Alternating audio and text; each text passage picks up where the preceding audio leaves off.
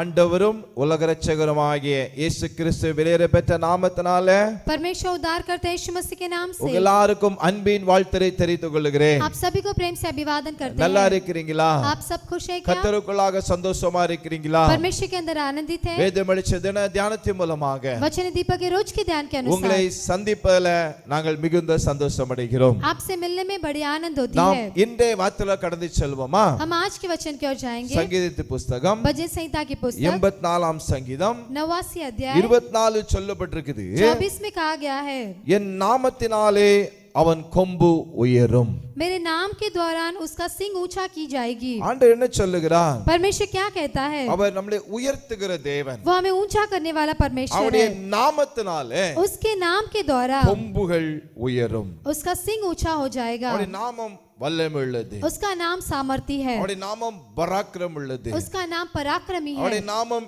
இனிமையானது. उसका नाम मीठा है. இங்க சொல்லப்பட்டிருக்குது, इसमें कहा गया है, நாமத்தினாலே அவன் கொம்பு உயரும். उसके नाम के दौरान उसका सिंग ऊंचा किया உங்களை जाए. உயர்த்துவார். आपको ऊंचा करेगा. வேதம் என்ன சொல்லுகிறது? शास्त्र क्या कहता है? அவர் உங்களை உயர்த்தும்படிக்கு आपको वो ऊंचा करने के அவருடைய लिए பலத்த கைக்குள்ள அடங்கியிருங்கள். उसके हाथों में दबे रहो. அவரை நோக்கி பாருங்கள். उसके और देखो. அவர் நாமத்தினாலே उसके नाम ஒரு से கொம்பை கர்த்தர் உயர்த்துவார். आपके सिंग को ऊंचा करेंगे. எந்த இடத்துல தாழ்ந்து காணப்படுகிறீர்களோ, जिस जगह पर अभी से नीचेपन में எந்த हो, இடத்துல நீங்கள் சோர்ந்து போய் இருக்கிறீர்களோ, जिस जगह पर आप निराश हो, அதே இடத்துல उसी स्थल உங்க पर கொம்பை கர்த்தர் உயர்த்துவார். आपके सिंग को परमेश्वर ऊंचा करेंगे. உங்களை பலப்படுத்துவார். आपको बलवंत करेंगे. உங்களை ஆசீர்வதிப்பார். आपको आशीष உங்களை करेंगे. நடத்துவார். आपको चलाएंगे. ஜெபிக்கலாமா? प्रार्थना करेंगे. நல்ல பிதாவே, நன்றி செலுத்துகிறோம். प्यारे पिता, धन्यवाद करते கொடுத்த हैं. வார்த்தைக்காக ஜெபிக்கிறேன். दिए गए वचन के लिए இந்த धन्यवाद. வார்த்தைகள் மூலமாக इस वचन के दौरान பிள்ளைகளுக்கு கொம்பு உயர்த்தப்படட்டும். आपके बच्चों के सिंग ऊंचा किया जाना தாழ்த்தப்பட்ட है. இடத்துல जिस जगह पर नम्रता से है, ஆண்டவரே உயர்த்தும். वहां पर ऊंचा कीजिए. அருமையான காரியங்களை செய்யும். अच्छे कार्य को कीजिए. பெரிய